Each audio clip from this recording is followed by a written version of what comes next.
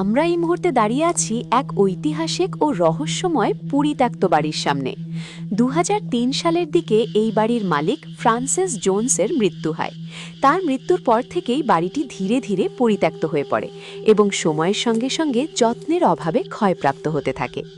বাড়ির ভেতরে প্রবেশ করতেই চোখে পড়ে ঝোপঝাড়ে ঢাকা একটি পুরনো গাড়ি।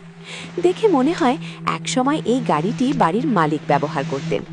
ভেতরে ঢুকেই যেন মনে হয় আমরা কোনো সাধারণ বাড়িতে নই, বরং একটি নীরব জাদুঘরে প্রবেশ করেছি। চারপাশে ছড়িয়ে থাকা অসংখ্য আসবাবপত্র ও সরঞ্জাম আমাদের সত্যিই হতবাক করে দেয়। যেদিকেই তাকাই ঘর জুড়ে শুধু জিনিসপত্র, সব কিছু ঠিক আগের অবস্থাতেই পড়ে আছে, যেন সময় এখানে থমকে গেছে। এই প্রতিটি জিনিস একসময় ব্যবহার করা হতো, প্রতিটির সঙ্গে জড়িয়ে ছিল জীবনের গল্প, সুখ দুঃখ আর স্মৃতি। আজ সেগুলো বহু বছর ধরে নিঃসঙ্গভাবে পরিত্যক্ত অবস্থায় পড়ে আছে। চারপাশে ছড়িয়ে থাকা দামি ও মূল্যবান সামগ্রীগুলো দেখলে মনে হয় এই বাড়ির মালিক তার জীবনে কত কিছু অর্জন করেছিলেন, কিন্তু শেষ পর্যন্ত কিছুই সঙ্গে নিয়ে যেতে পারেননি। ইতিহাস ঘাটলে জানা যায় এই বাড়িটি আনুমানিক ১৭২০ সালের দিকে জর্জিয়ান স্থাপত্য শৈলীতে নির্মিত হয়। এর ঐতিহাসিক গুরুত্বের কারণে ১৯৫৩ সালে এটিকে গ্রেড 2 তালিকাভুক্ত সংরক্ষিত ভবন হিসেবে ঘোষণা করা হয়। এই বাড়িটির একটি অদ্ভুত কিন্তু আকর্ষণীয় ডাকনাম রয়েছে, রেড ড্রেস ম্যানার। এর পেছনেও রয়েছে একটি গল্প। ১৯৫০-এর দশকে ফ্রান্সিস জোনস একটি বিয়েতে কনের বান্ধবী হিসেবে একটি লাল স্যাটিনের জামা পরেছিলেন। সেই লাল জামাটি দীর্ঘদিন ধরে বাড়ির দোতলার একটি আলমারিতে ঝোলানো ছিল। সেই লাল জামাটির কারণেই লোকমুখে এই বাড়িটি রেড ড্রেস ম্যানার নামে পরিচিত হয়ে ওঠে। ফ্রান্সিস জোনস তার অবিবাহিত ভাই উইলিয়ামের সঙ্গে এই বাড়িতে বসবাস করতেন। ২০০৩ সালে ফ্রান্সিসের মৃত্যুর পর বাড়িটি সম্পূর্ণভাবে পরিত্যক্ত হয়ে যায় এবং সময়ের সঙ্গে সঙ্গে নীরবে ধ্বংসের পথে এগোতে থাকে। এই বাড়িটি যেন আমাদের একটি গভীর সত্যের কথাই মনে করিয়ে দেয়। একদিন হয়তো আমরাও এই পৃথিবী ছেড়ে চলে যাব, পড়ে থাকবে আমাদের সব প্রিয় ও মূল্যবান জিনিস। সেগুলো ভোগ করার মতো কেউ হয়তো আর থাকবে না।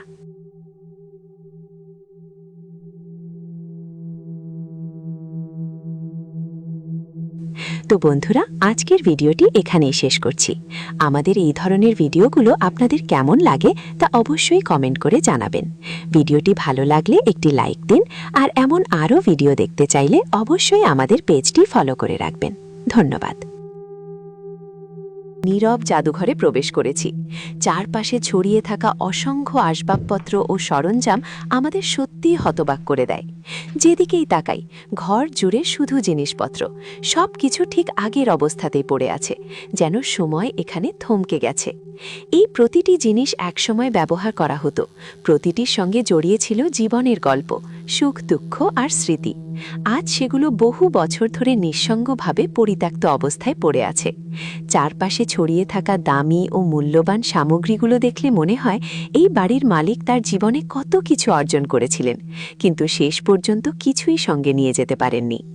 ইতিহাস ঘাটলে জানা যায় এই বাড়িটি আনুমানিক ১৭২০ সালের দিকে জর্জিয়ান স্থাপত্য শৈলীতে নির্মিত হয়। এর ঐতিহাসিক গুরুত্বের কারণে ১৯৫৩ সালে এটিকে গ্রেড 2 তালিকাভুক্ত সংরক্ষিত ভবন হিসেবে ঘোষণা করা হয়। এই বাড়িটির একটি অদ্ভুত কিন্তু আকর্ষণীয় ডাকনাম রয়েছে, রেড ড্রেস ম্যানার। এর পেছনেও রয়েছে একটি গল্প। ১৯৫০-এর দশকে ফ্রান্সিস জোনস একটি বিয়েতে কনের বান্ধবী হিসেবে একটি লাল স্যাটিনের জামা পরেছিলেন। সেই লাল জামাটি দীর্ঘদিন ধরে বাড়ির দোতলার একটি আলমারিতে ঝোলানো ছিল। সেই লাল জামাটির কারণেই লোকমুখে এই বাড়িটি রেড ড্রেস ম্যানার নামে পরিচিত হয়ে ওঠে। ফ্রান্সিস জোনস তার অবিবাহিত ভাই উইলিয়ামের সঙ্গে এই বাড়িতে বসবাস করতেন। ২০০৩ সালে ফ্রান্সিসের মৃত্যুর পর বাড়িটি সম্পূর্ণভাবে পরিত্যক্ত হয়ে যায় এবং সময়ের সঙ্গে সঙ্গে নীরবে ধ্বংসের পথে এগোতে থাকে। এই বাড়িটি যেন আমাদের একটি গভীর সত্যের কথাই মনে করিয়ে দেয়। একদিন হয়তো আমরাও এই পৃথিবী ছেড়ে চলে যাব, পড়ে থাকবে আমাদের সব প্রিয় ও মূল্যবান জিনিস। সেগুলো ভোগ করার মতো কেউ হয়তো আর থাকবে না।